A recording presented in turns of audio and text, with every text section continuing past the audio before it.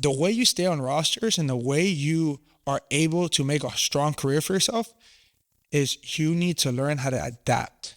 I said my vision now is to do something that's bigger than me.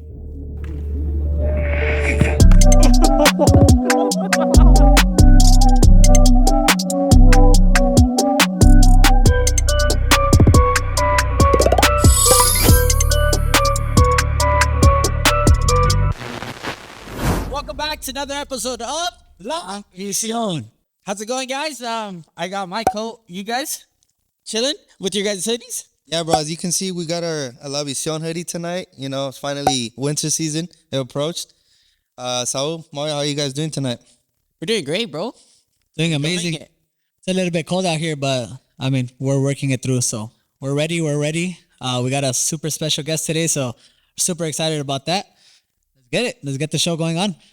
Today we have a guest who has conquered the field through his skills. The one and only, a local AV resident, our friend Robert Castellanos. No, let's go.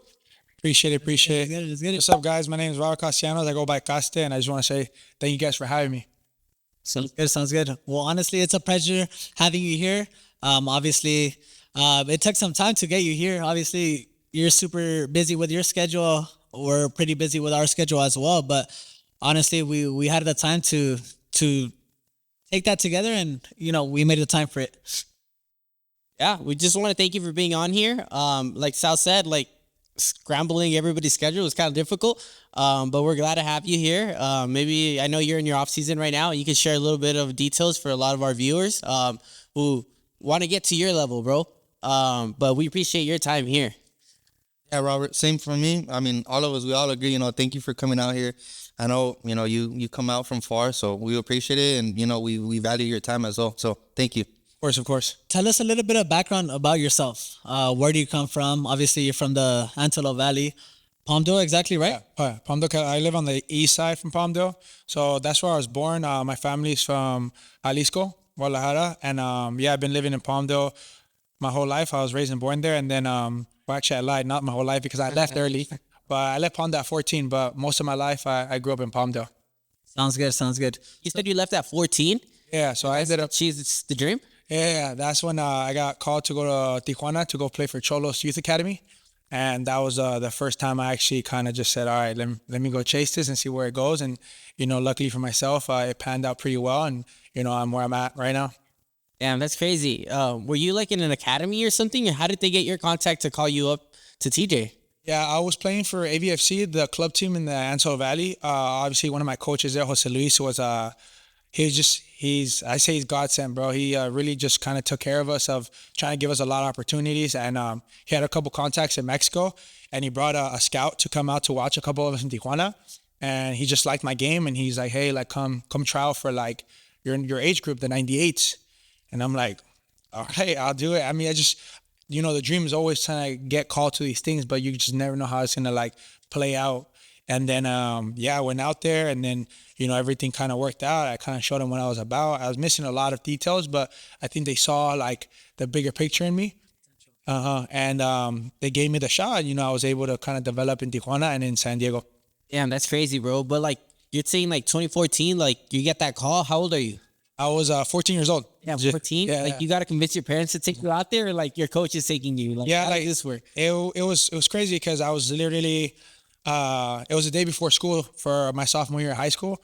Yeah. And I was outside with my friends. I mean, you guys know, like you guys talking about like, oh, we're going to meet up. Like I was talking about my outfit, you're just hyped up first day of school. Like, and my coach comes to my house and he was like, hey, can I talk to your dad? And this was when like we first told him about me going to Tijuana. My dad was like, no, because like, how the Latino culture is, like we're probably about like school first, which and they're rightfully so have the best plan for you, And at that point, I was like, I just want to go try. My dad said, no, school's too soon. You should have went during summer, like beginning of summer. My coach pulls up to my house. He goes inside, talks to my dad for like 2 hours. I'm outside, my boys, we're just chopping it up. And then I see him leave, and he goes, see ya. And I was like, I didn't think much of it. My dad comes out. He goes, hey, come inside. I told my boys, I was like, I'll be right back. I go inside, and my dad's like, hey, like, hazte una maleta. You go to Tijuana for 2 weeks. He goes, but when you come back, you better like make up your schoolwork. And in my head at that time, I was like, I ain't coming back, you know? I was like, if I'm going with everything, you know? And yeah, I went outside, I told my boys, like, hey, I'm leaving Tijuana for 2 weeks. I see you guys. And they're like, what? They're like, because they kind of knew my lifestyle, just like it was all about soccer, like travel to different cities for tournaments and everything. And they were just like, oh, he's leaving for 2 weeks, we'll see him. 12 years later, it's been on, you know? So How was that though? Like adapting, like going to TJ, you know, you're obviously, I know, you know, from Palmdale to there is what, like 3 hours, 4 hours at most. How was it like adapting, knowing you're going into a new country, you're going into Mexico? I know usually a lot of Mexicans, you know, to people on this side of the border, us, which, you know, we're born here, they call us pochos. Right? gringos, yeah. Or gringos, yeah. Yeah, no, it was very humbling. I would say, like I say all the time with people when they ask me that, just it gives you beautiful perspective of like appreciation, you know, like you go to this country that is limited with resources, but the hunger is there, the culture is there, the people that want it, you know, they show it. And in the soccer world, it's just like I was competing against guys that didn't have anything. Like these guys didn't have like nothing compared to what I had. Like I didn't grow up rich or anything. I grew up below middle class, you know, like my dad just did enough to keep us going forward and give us a couple of things. You know, he worked very hard, but I can't ever say I was like, I had it all, you know. But going in Mexico, like I had a little bit more than them, and they showed so much more hunger than me. They showed more grit, and it gave me that perspective, like, all right, like, what's their why, you know? And then I got close to some of those players. Someone would be on the bus for 3-4 hours to pull up, you know, like they would have to take calafias all the time to get there because their family lives like in a hut, you know, a little tent, a little house built out of like, you know, just straight like blocks and stuff, you know, just things you see. Or something. Yeah, just things you see in a movie. You're just like, you know, but then you see it in real life and you're like 8 of you guys live here? It's like, yeah, it's like, damn. And then you see them on the pitch. They're the happiest guys. They work hard. They have cleats, wrap them with tape, and they're beating you. And you're like, bro, like I need to change my like wiring, you know? And at 14, it just humbled me fast. It was just like, what the fuck would I complain about? Or can I cuss, by the way? Yeah. Yeah. I was like, what am I complaining about life, you know? Like, you know, sometimes you're just so fixated on like what you don't have and you don't realize what you do have, you know? Like I said before, like I think one of my things that gave me in that moment was like comparison is a thief of joy, you know? Like I was just comparing to other people better than enjoying what I had, you know? So when I went there, it gave me that realization of like, hey, like, be appreciative of what I had, be appreciative I have a family that supports me. And that flipped the switch in me when I was in Mexico. And I was like, dude, I'm going all the way, you know? And being like, I lived in Casa Club, you know, it's like in Tijuana, they have like a team house, but like I showed up my first day and it's a room like of 10 bunk beds, 20 guys from all over Mexico, Ensenada, you're talking about Sinaloa, Juarez, all of them just coming try out. And they give me a blanket, like a little small blanket, and they're like, all right, well, go to the litera that's open. And I go to this one that's on top. There's no blankets, it's just a mattress. I literally felt like it was like some type of like joke. I had my backpack, and I'm like, all right, like, use my backpack as a pillow, me cobijo, lo que sea. And that's how I grinded out. And like little by little, the longer you're there, you're able to collect more pieces, you know, and then you like make your bed, and then, you know, your family sends you a little bit of bread, and then you're able to buy some things but it humbles you, you know. It's just like, what you now complain about this, you know? Yeah. So that was very eye-opening for me. But for me, that side of it, I'm so appreciative for it, you know? It gave me so much that I needed, I think, to understand that kind of life, you know? Like people always talk about like success and like to get somewhere, but you don't see the whole journey, you know? And everything you have to like, all the shit you have to eat on the way there. So it just made me appreciate it. Because when I did accomplish little things, I understood my process and I just like started falling in love with it. I was like, it's going to be hard. Yeah. But like good things, all the good things always come after the hard, you know? So I just enjoyed it and just appreciate it all. But that's how it kind of started off with me. Damn, that's crazy. You're talking about 14. That's almost 10 years ago, bro. Easy. Damn. Yeah. So like at that time, like they told you after that tryout or whatever, like, hey, we want you for another year, 2 years. What was it? Not just for another week. Another week? So there went week. Yeah, it's just like when you're playing with the like it's Fuerza Básica, so you're playing with the academy. I'm telling you, they're bringing in guys every week. So like it's kind of performance based because you're not under a contract. You're just in their academy. Like one day you don't come up to show up or you do something bad, you're gone. You know, like I remember hot seat, huh? always, and that was beautiful because that pressure, you know, you just felt like every week you couldn't let go, you couldn't loosen up because it was just like you see a new guy come in, you're like, oh, what position he play? Where is he from? Where is he? And you see him play, he's like, damn, he's a baller. And then you see another guy, he's packing up his bag. You're like, what happened? He's like, I got cut.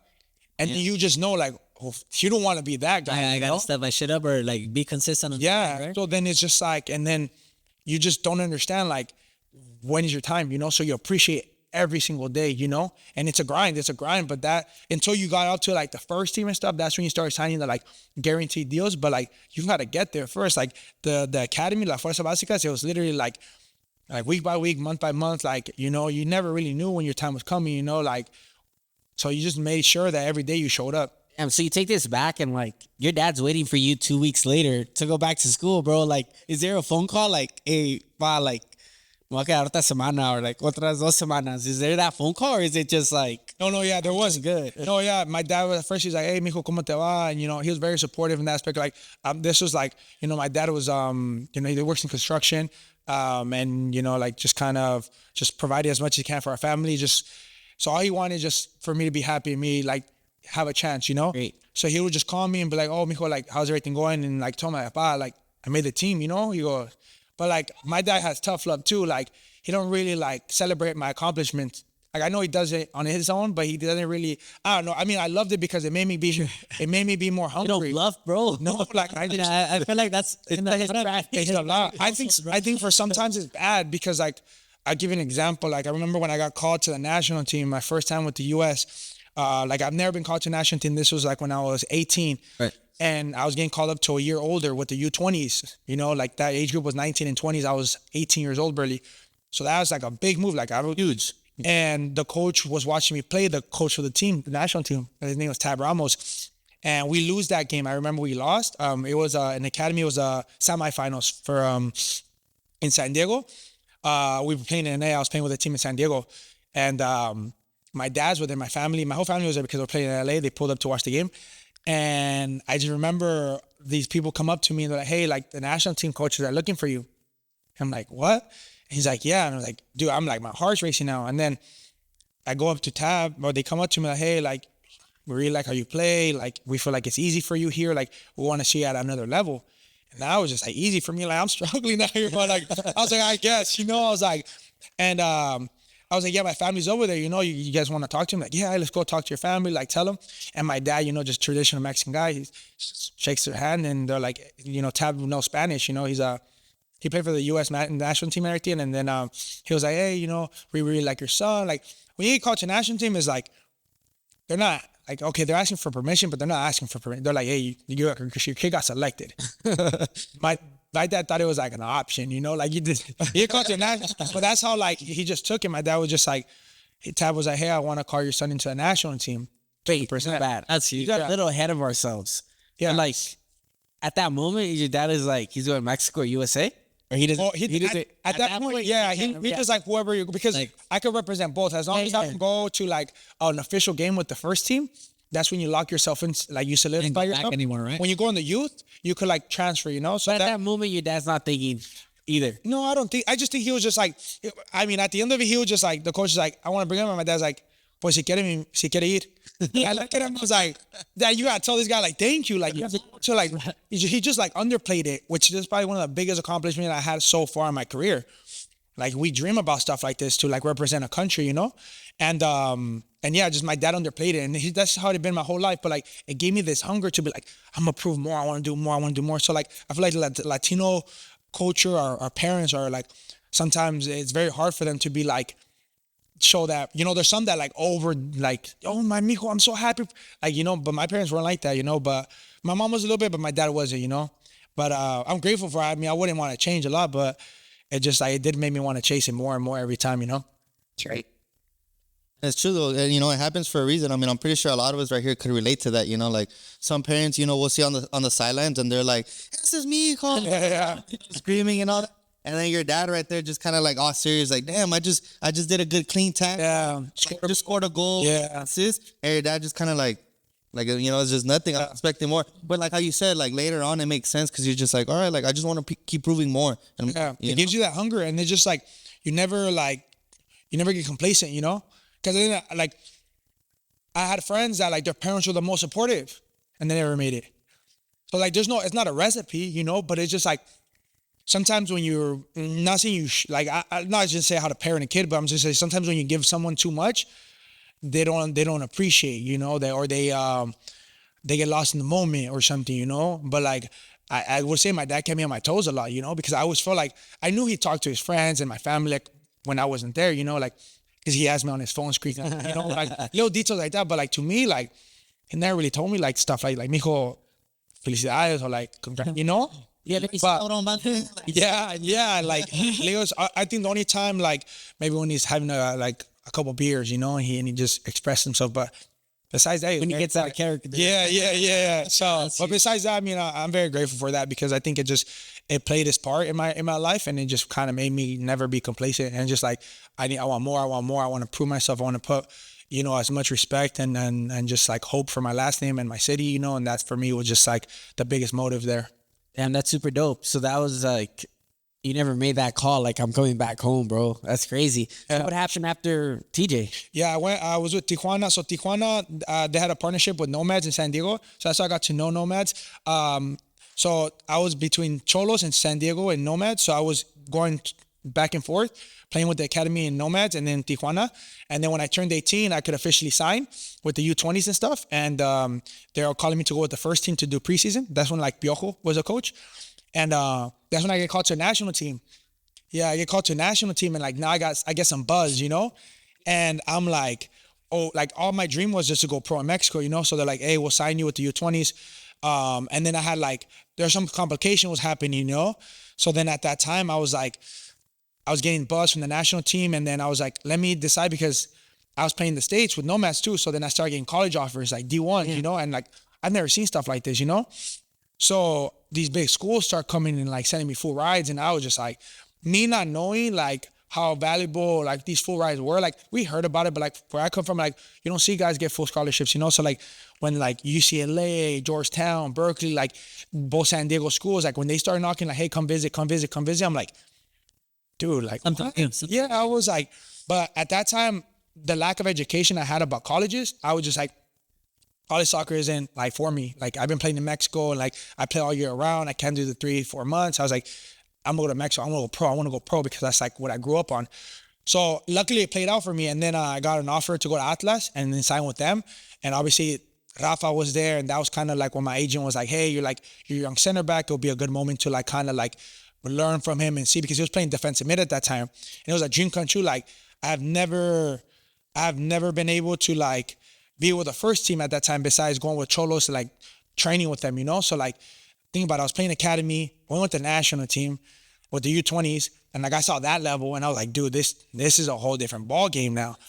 And then now it's like, okay, now you're going with the first team full time. Yeah. And I'm like, dude, like crazy. I just saw, a couple months ago, I was seeing Rafa Marquez play with the national team at my house with my parents. And I'm like, a couple months later, I'm like on the same field with him. And it just feels so real, you know? Like, it just like soccer is about moments and your life could change like this. So that's how it kind of all played out. And then I went to Atlas. I signed there when I was 18 and then, you know, played. That's crazy. That's always crazy when you hear a situation like this, you know, where you see someone that's going to be your hero and then you actually play with them. So especially you with Atlas, like at what age were you there? I was there at 18. So I signed a 3-year deal with him. But due to some politics out there, it got very difficult at that time. There was an agreement in Mexico with like foreign players like me, which I wasn't foreign, I was Mexican American, but there's like a lot of FIFA rules, and not to go too depth with it because there's like a little difficult story to talk about that side of the politics in Mexico, which I mean, people that have been in Mexico and everything, they know how that goes. But I wasn't able to debut that next year. You know, I was there a whole year and they wouldn't let me go, you know, my previous club. And yeah, and then at that point I got kind of like lost, and I was like, I want to leave. I want to come back to the States and play because I couldn't build my career in Mexico. So I was there 18 to 19, and then I like was like, hey, I need to go. And then I ended up leaving Atlas, and I came back to the States. I came with LA Galaxy, and I was playing most of the time with their second team, and then I was with Galaxy from 19 to 20. Yeah. So very cool. How do you compare your soccer lifestyle from Mexico to the United States? At that time or right now? Ooh, that's a tough question. It's because a lot of people say that there's a lot of differences, right? A lot of people are saying right now, everything's about money over here, right? Yeah. Everything's about money, and every youth academy is about money. You're Yeah. spending thousands of dollars. Yeah. When there's a lot of Se me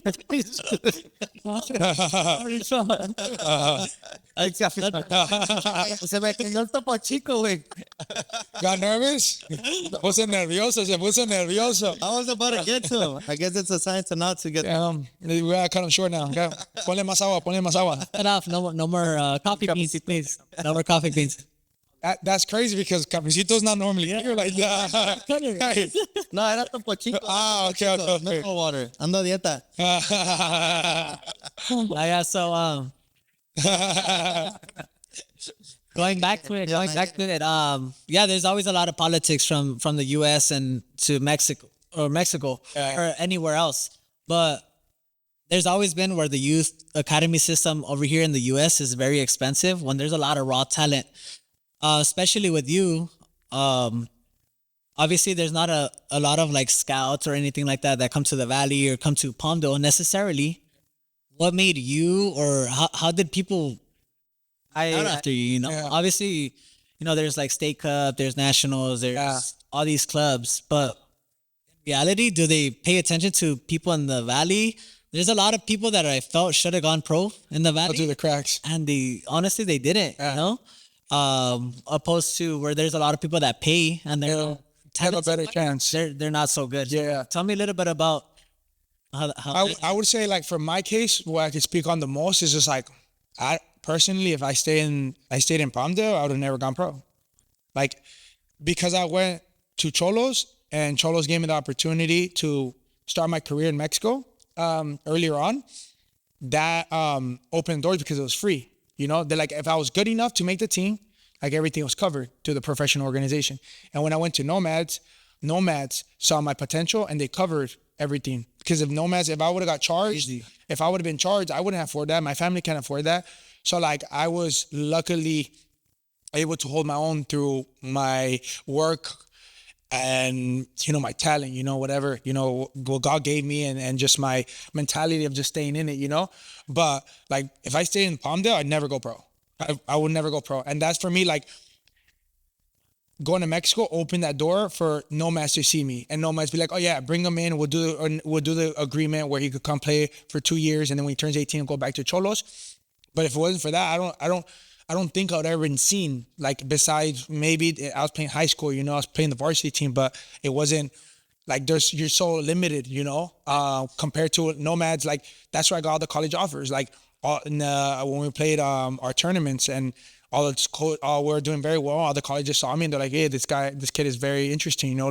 Let's look into him. And for me, like, yeah, in the States, it is very expensive, especially for like low income areas, like, the AV, a lot of people can't afford to put all their kids in clubs, in academies, the MLS Next, all this is just like, it's very difficult. So yeah, a lot of kids do fall in the cracks. In Mexico, I'll say there's more opportunity, like, in those areas because money wise, they don't charge like that, but it's 4 times as many players you have to go through. You know what I'm saying? So you have that on your shoulders. But I would say that I think that's one thing I think the U.S. we have to start fixing. I know some programs and some people are already on that, but they do a lot of people do fall through cracks. But my response on the players not making it too is that I think a lot of people misunderstand, like, going pro. Like, going pro isn't just like your talent and hard work now. It's like your mindset. It's like the mental side of it. Like, how mentally tough are you? Because I'm telling you, like, just like you say, you've seen a lot of guys, it doesn't make sense that they don't go pro, right? I was the worst one from my city. from my team that went to Cholos, I was not the best one.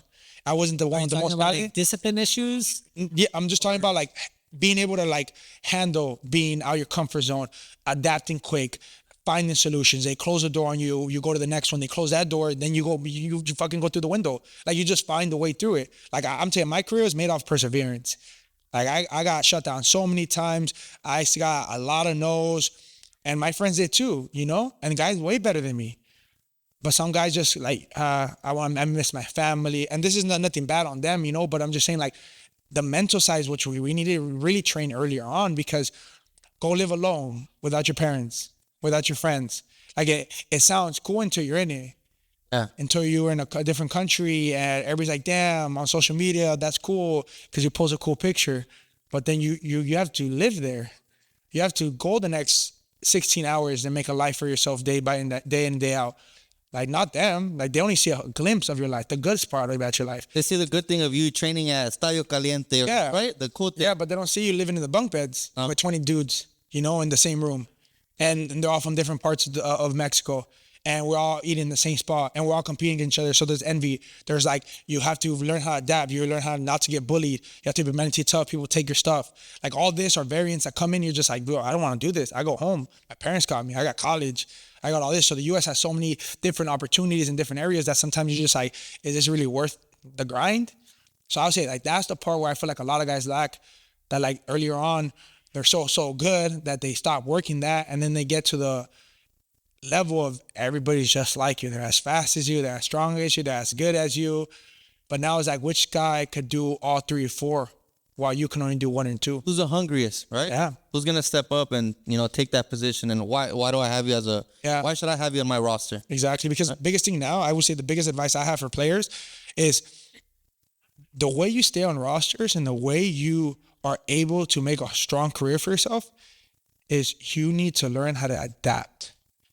It's not about you no more. It's about what you could offer to a team, to a coach, to an organization. How versatile can you be? Because I mean, unless you are the top prospects in the country, then you don't have to worry about that, and you wouldn't even be watching this. Yeah. Because you won't have to add. But those that need these answers, push your fucking pride to the side. Stop thinking that it's everybody but you. Like no, it's you.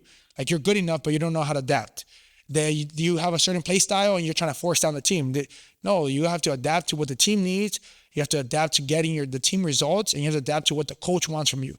Maybe you have this, maybe like you're a winger, right? You like to encarar, but the coach wants you to cross the ball. Well, you're not playing if you don't cross the ball. But you're going to say that it's the coach's fault. No, it's your fault for not adapting or looking at your competition and seeing why is he playing, you know? So I feel like that for me is what really going to make the difference in the guys that have all the talent and the work ethic and don't make it. It's like, okay, let's look back and educate yourself a little bit and make yourself mentally stronger. Crazy, bro. That's a lot of advice for anybody watching. But I want to take it a little bit back. I know you said you got a couple like scholarships and stuff and like opportunities to go to college, but I know like at 14 you go to TJ. How do you finish school, or how do you get these offers? Yeah, so I was doing online school in San Diego. Yeah. So I missed. In high school? Yeah. So I did. I missed my whole sophomore year, and then for my parents, you Mexican parents are like, termina la escuela. So I did it for them, because honestly, for me, I would have been like, hey, I'm gonna go pro, which horrible decision from my end. I was just not educated enough in that moment to make a good decision. But yeah, the Nomads put me in an online program to finish high school, and I was a whole year behind. So I had to grind junior year and senior year. Like I was, to play catch up. I was literally like, so my schedule was I was training in the morning from like 9 to 10, then the gym, then I'll go to the team house and I'll be on the computer from like 1 p.m. all the way to 5 p.m. And then I'll have practice with the team in the afternoon, because the morning was individual, and in the afternoon we're out team training, and then I'll be with team training from like 5 to 7, come home, eat dinner, and then grind out from like 9 to 11, then go to sleep and then repeat, because I was playing catch up, you know? So I was just on the computer like boom, boom, boom, but I wanted to graduate with my class, and I just wanted to make sure like, dude, I could do it. It was hard, yeah, but could I make an excuse? Yeah, but I just like, you know what? Like I want my family to know like graduated, and like I'm not the brightest, you know, but I know how to grind, you know, and I just know how to try to get results. So that's how I kind of finished high school. Yeah. And That's dope, bro. And then you start getting these offers and stuff. Yeah. So when I was playing with Nomads my last year, we had like a breakout year with that team. I was a captain. I was getting a little bit more attention. And yeah, the colleges we go to showcases, and then we like undefeated, and then we became like the team that nobody was looking at to the team that everybody was looking at. And then yeah, that became the thing that I got started getting all these offers, and I was grateful. I was so fixated in Mexico, which it planned out. Like I went pro and it went. I found the way, but like if I didn't go pro in Mexico, I would have lost it all. And I felt like a lot of guys have been through that. They have all these offers and they're managed wrong, or they don't got the best advice, and it. Crazy, bro. It's been a tough road. It hasn't been easy, and I'm sure like it's not easy to like reach your goals with anything you do, bro. But you just gotta know what you want at the end of the day, and then just keep grinding, bro. You take it back to like 10 years, and you were coming back home those 2 weeks, and you did your grind and you did your stuff, and now you're where you're at. Take it back up there. But it's been a huge accomplishment from your start to now, and it's crazy. Like, where do you want? I think soccer's just evolved so much. Like, you're talking about 10 years ago, like you had to do so much to like be recognized in the AV. And now it's like the MLS has grown so much talent has came into the US to play soccer. And it's just been a huge development. I think at one point Mexico maybe had the upper hand over the United States over it, and it wasn't so expensive, like like we sat down and we talked about like how Europe had the upper hand, like here, like you want to go to like a field, like it's locked up. Yeah, always. You can't kick a ball, like it's locked up, there's no lights. And we're talking about like there's fields in Europe and Spain where you go and that's your backyard, Yeah, no. It gives everybody an opportunity. And that's anybody, poor, rich, short, tall, any skin color, you all have a chance to like get better. Here it's like Pay to play. Yeah, so I feel like we lose a lot. We lose a lot of players. We lose a lot of players that all they really just needed was a ball at their feet, and then they could have done something with it. Sir. That's the evolution of soccer in both MLS and Mexico, and I think we just got to adapt to it, Yeah. But I think there's a lot of opportunities for everybody to come, and we'll catch right back onto that right after our break. What's up, guys? Welcome back. We're back from a break, a little quick break. Before starting everything, you wanted to mention, as you guys can see in the back, we're here at Lat 5. We want to thank them, for the hospitality and having us here, to shoot this whole podcast. You guys are all more than welcome to come here in Pacoima, California. They have, 8 fields, I believe? 8 fields, yeah. 8 fields of indoor 5v5s. So thank you to Lat 5, all staff. Thank you guys so much. Back to the topic, Caste, right? Yeah. I was going to ask you about the whole Nomads. Back then you said you were playing with Nomads, right? Yeah. And you said you had to do that because you were underage, right? Before signing with Cholos? Yeah, so FIFA had a rule, if your family wasn't based like 50 miles from the stadium of the pro team, and you're under 18, you weren't legally be able to sign with like their academy and stuff, because I think that rule came out because Barcelona was getting a lot of foreign players to play with their academy, and they were just like balling, and it was just like, that's unfair, because Barcelona has a name. You can recruit players from all over the world, get them in the academy. So they built a structure, what I know of like that they wouldn't let teams do this no more because it was corrupting the system of like really developing people in your area, Yeah. Like the whole point of your academy is to develop your area, Yeah. That played out well for them though. Like, Yeah. look at them now, Yeah, now, they shine. right now, bro. Damn. Yeah. That's smart though. Like it's crazy though, because like I'm thinking of it like back in my time. I'm pretty sure you're familiar with like Real SoCal and all that. Yeah. So like Nomads back in the day, I mean, you guys were beasts. I mean, you Yeah. had like a bunch of like Mexican players. Yeah. And I mean, you guys are like based in like Chula Vista somewhere down there. Yeah. Well, it was I don't want to butcher it, but a little bit under it, but yeah. But like San Diego. Right? Yeah. So you guys were like killing it, like Surf Cup and a bunch of tournaments, right? Yeah, no, for sure. Derek Armstrong, his family it's a family owned business and everything, and he's built it from very long time to now. But I say those years are very good for them. Yeah. I think they were able to get a lot of good talent and pull out a lot of players that did very well in their careers. Oh yeah, for sure. Like a bunch of guys that went, D1, pro, semi-pro, and all that. So we're obviously talking about that. 10 years ago or so, right? That was when U.S. Development Academy was around. How do you feel about that? Because what I know, it's not around no more right now. It's like Academy. Yeah, the Academy and the MLS Next structure. Now it's like the Southern California, even not even coast. Nowadays we don't even have coast. How do you feel about that? Like, I mean, we played coast. Yeah. Feel about that? Like now in the U.S. we don't have that no more. And it's just more of like, damn, where do I play? Where do I start? No, I think it went back to like cutting some resources like that, because then club isn't all the best players where they're at right now. Academy and MLS Next, or first team, like 15, 16-year-olds are there now. And nobody's actually playing high school no more. Nobody's playing club. Like, it's only the ones that like don't have the resources, don't have the funds, or don't have a ride because they're a little bit too far, from like, say, LAFC or something. You can't drive all the way.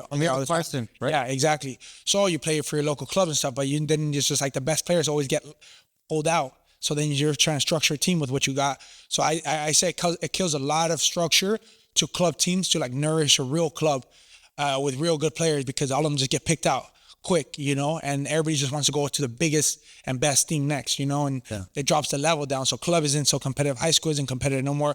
There's no structure no more. There's no tournaments like about State Cup and, national, all that. Doesn't exist no more. So nobody, like college scouts, where do they go? All college games. Generation. Yeah, they go. All of them go to all these big tournaments that are all under MLS. Yeah. So the structure, I can see where they're going out with this. Trying to control it more, but you're gonna lose a lot of players within that process. So which comes back to what you were saying is back then there was a lot more options to go to different things. Now there's more options professionally, but the pipeline is getting kind of like thinner. Like those players are falling under that crack, right? Yeah. Like, damn, I can't go to Carson. I don't have time. My parents can't take me and all that, So then you just kind of play here, and unless you have a coach or someone that could put you in that connection route, it's been very hard to see it through.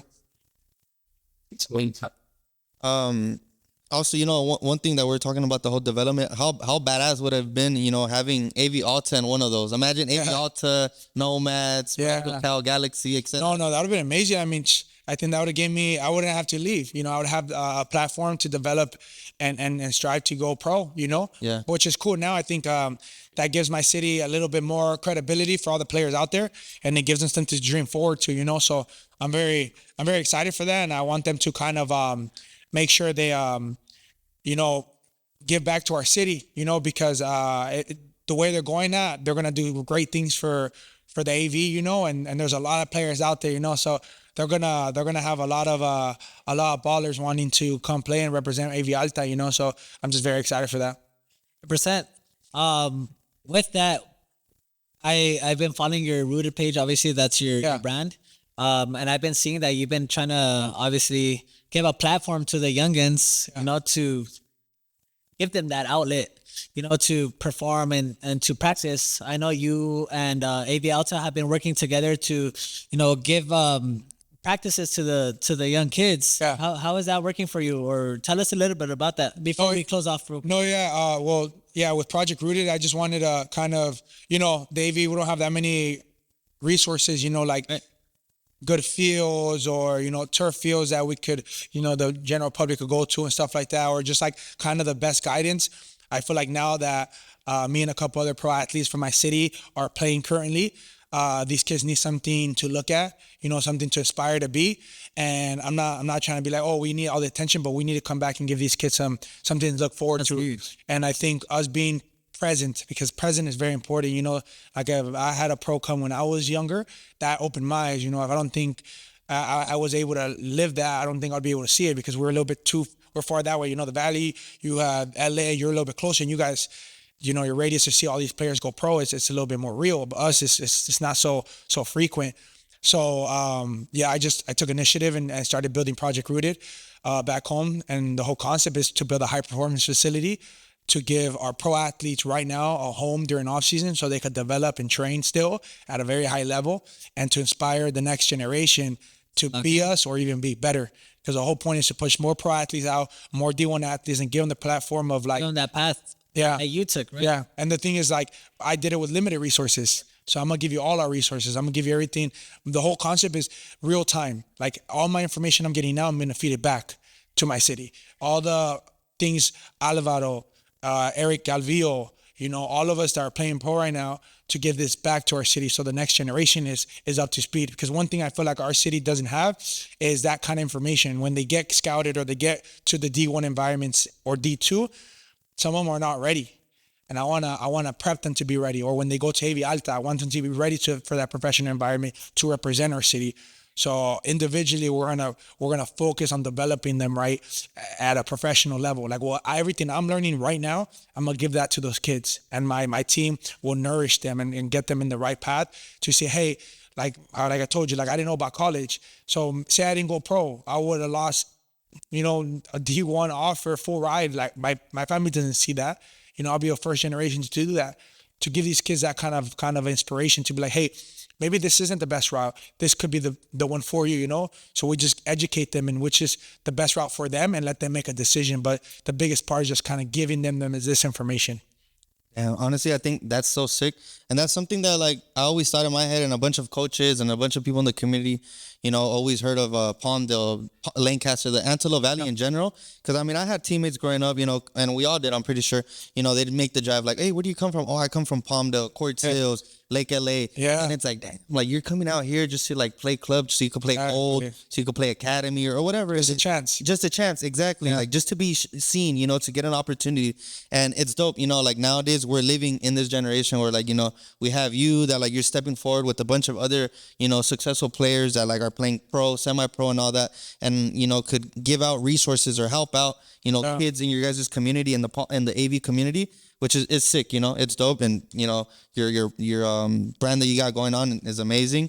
One thing I do want to ask you is, a lot of people are influenced by this picture, and I'm pretty sure motivated. What goes through your mind when you see this picture? No, that was a special moment for me, honestly. I think. We'll pop out the picture. Sorry. No, it was a special moment. Honestly, it's so real because, like, LAFC is like, my family's, my family's favorite team. They're the closest to us, and me playing against them, it was kind of like special. They went to go see it, and it's like, it wasn't just a regular game. It was like the Open Cup final. So me to play a final, to the closest team to my hometown, have my people come support it, going against, a world-class player, a World Cup winner, let alone just like that moment. It was just, you work so hard and you go through so many battles. And like, if you tell me like, damn, did you see this happening? I'll be like, yeah, but I didn't know how. Like, you could dream about something, but you visually can't fully see it yet, or like when. Because I remember, like, last year I told my parents, I'm going to play against LAFC when I come here. I was sure I wasn't able to play, and it's just like those moments I wasn't able to accomplish them, but I could just dream about it and be like, damn, I'm going to do it. Like, I don't know how, but I'm going to do it. Like, I'm going to figure it out. I'm going to be ready. And I just made sure I was ready because, like, I kind of say this to a lot of people, but I really believe it. Like, a lot of us, like, pray for stuff, but, like, don't pray for something you're not ready for, So make sure, I'd rather be ready for something and pray for it and it never comes, but I'm always ready, than just like pray and never prepare for it. And then when it comes, you're not ready, because a lot of people do that. They just kind of like, yeah, I want this, but you got to do your fair share, And I feel like I did my fair share leading up to that. And I had that amazing moment and something very special. And luckily we lost that game. I mean, unfortunately we lost that game. Sorry, not luckily. Unfortunately we lost. Unfortunately. Oh, sorry. They'll be like, hey, you're not done. No, unfortunately we lost that game. I feel like we gave a very good game and we went all the way to extra time, and just, LAFC had a couple special moments with some special players they have, and they capitalized on it. But for sure, a moment I'm always going to cherish. And I think that picture, just is always going to give me a good memory of something I worked hard for. We didn't get the result we wanted, but, sometimes you always got to, start appreciating the little things and all the stuff that got you to that point, Of course. No, and that's something that, like, everything you were just saying right now, it's like manifesting, Yeah. And it's so real, you manifest something, you think about it, you were telling your parents, you were telling yourself, like, one day, I'm going to come and I'm going to play at that new stadium, because it's a nice stadium, It's beautiful. And, you being here from LA, playing against, how you said, a World Cup champion. I mean, that you guys don't know, Oliver Giroud, that are not familiar with soccer. But I mean, it's dope, and it's sick seeing that picture too, and like seeing someone from Palmdale, having you here, like you played against him, give him a little tackle or something. Yeah, no, for sure. And it's like my biggest part with that too is just like it's a big moment for me, but like throughout my career, like I feel like so many people lived through me. So that's a moment for all of us, like I feel like I did it for a lot of people too, like my personal trainer David that was there, my friends all pulled up, like my childhood friends like that were with me from the jump, and then they see that moment, they're like, so it's like it's so special because it's like motivating the next generation, like dude, like I did that moment, but I did it for us, like so many people are living through me in this moment. And you could do it too, and you could go further. Like get to where I'm at, but let's go further. Let's dream further, like a slogan I have with Ruta is just like, let's help the next generation dream past the desert. Like, why are you only seeing this far? Let's go further, and I'll help you see that, but I think that's special, it gives them to be like, okay, if, Castell's able to do it, I'm going to do it and more. And, that's the whole philosophy here is just like, let's go big, let's put on for our city and let's make sure we do it right. Grazie. We appreciate your time and all the stories you've shared with us. And we thank everything that you've shared. But we are La Visión, and every special guest that comes on here, we ask them, what's your vision moving forward? What's your vision? I like that. Well, I would say my vision is just, I'll say my vision now is to do something that's bigger than me, I feel like I love that. You know what? I love that because there's so many friends and people that I know out there and different stories, and it's just like Mexicans or Hispanics don't help each other, but we do. Yeah. We do. Yeah. And I love it, like they're like, oh, like Mexicans or Hispanics don't like to help each other. It's like, we do. Yeah. Let's change the stigma. Culture, our culture, and you'll find out that we do.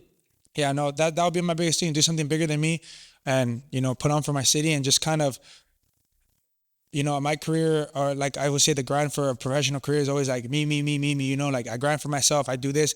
And then now I feel like I got to the point where like, I'm gonna keep doing that, but at the same time, I feel like I put some time aside and give back, something that is gonna be bigger than me. It's not just for me, it's for us, because sometimes you get so fixated in just me that you kind of lose the bigger picture, and the bigger picture is us, Yeah. So making sure we help our people, making sure we help our raza, make sure we help the kids, and like, hey, if Gas is doing it, like I'm gonna do it too, like go help our local businesses, go show face, go kind of support the people that have a sad story, and I think that's something that I would want to be a part of, I can't change the world, bro, but I could probably change a little bit in my city, and if I could start that kind of domino effect, I think I did my part.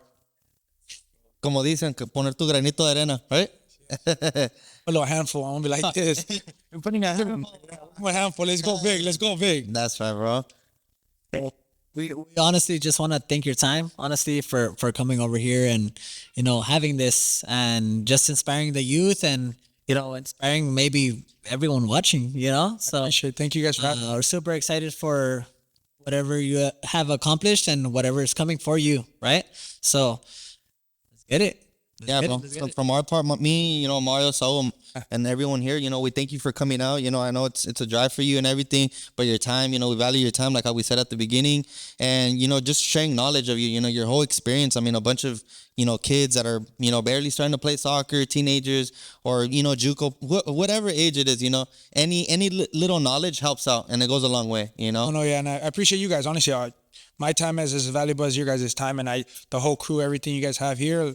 Just like your name, La Visión, I think it's you guys are doing your part too, and it's very special. And I just want to say thank you for having me. And I feel like you guys are gonna be a big impact to the kids too. You guys are doing it, and just keep pushing forward because this is something special.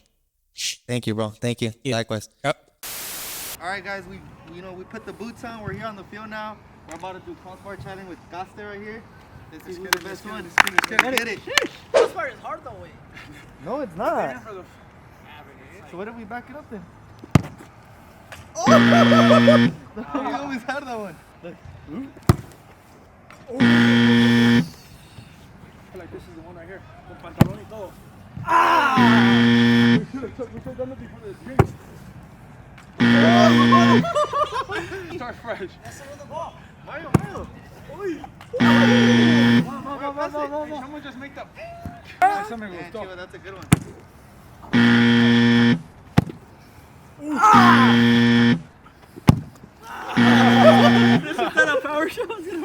A few minutes later. So the turf problem, bro. I'm cooked. Galaxy or LAFC? I can't answer that one. Better, bro. Okay, Nike or Adidas? Nike, La Liga or Premier League? Prem, Barca or Real Madrid? Madrid, Messi or Ronaldo? Saul,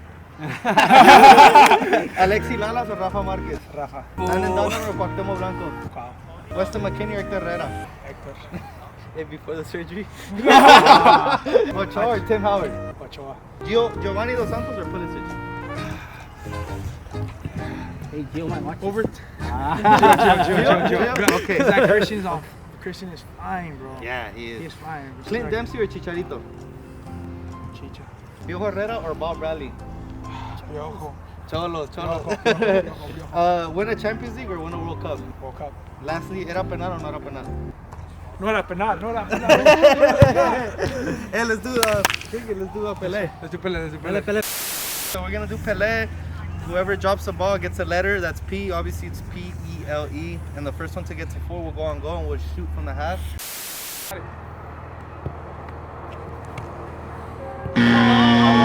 He didn't call anything. That's on him. Take down. I'll take Okay. down. Whoever is gonna get it has.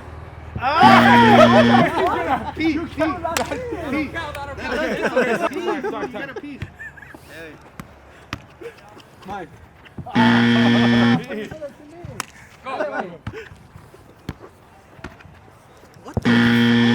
Bro, what do you guys? Are we playing against a wall?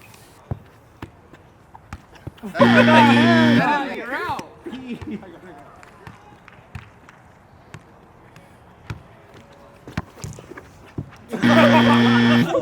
are you doing? Hey, that was like a turkey. Hey, let's go, last. Go. You win. Look at you. Esto. That's you. Hey, you try to show too much right there, man. No mames. That's easy. Casi me desgarro, Gustavo. Get out, bro. Now, bro.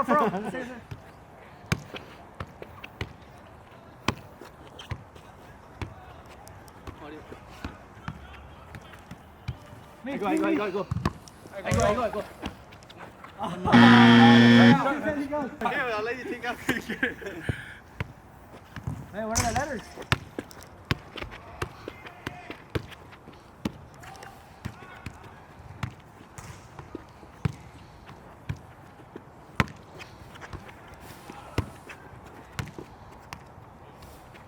Vámonos. Go.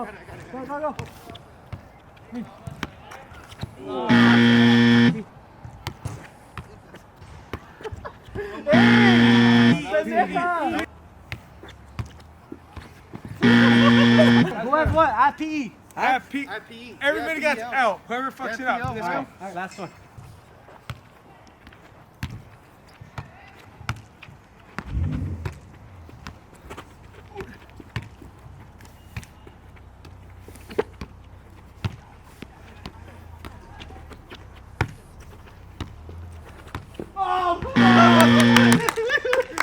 What are we on, P or P? I was L. That's it. We're on L. Everyone's on L. Alright, you take out because you got a P.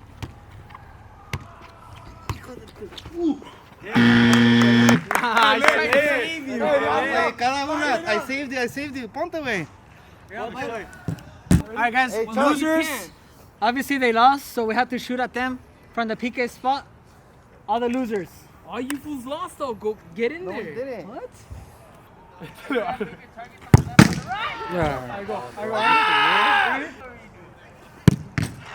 My turn.